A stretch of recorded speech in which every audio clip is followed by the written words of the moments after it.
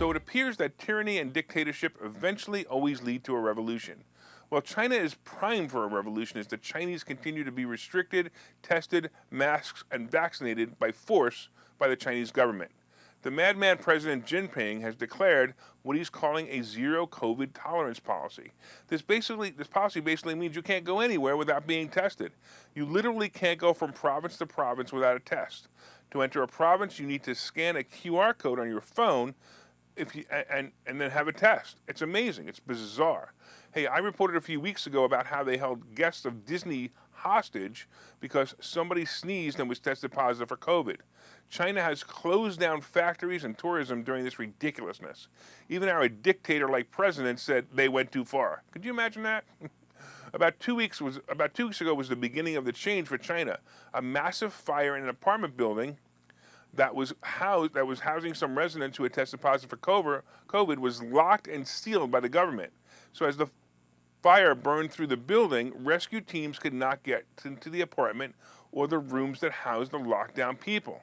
10 people died because of this. Well, the Chinese people who have been reaching a boiling point started to protest. Now, in an effort to keep them in control, the government has actually started to relieve some of the restrictions.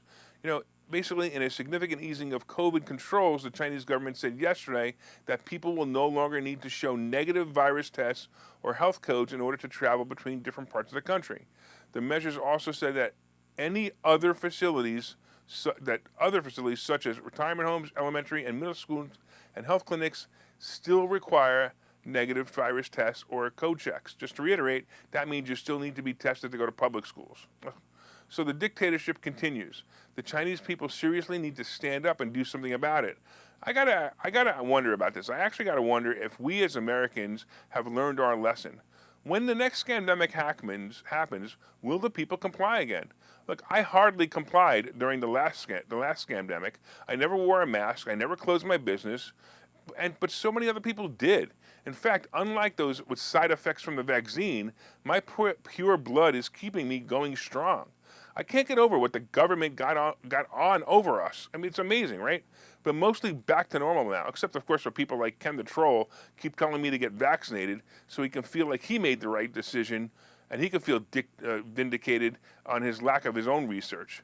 Anyway, just to get back to how the restrictions have affected China, Apple and other companies have already started to move productions to other countries.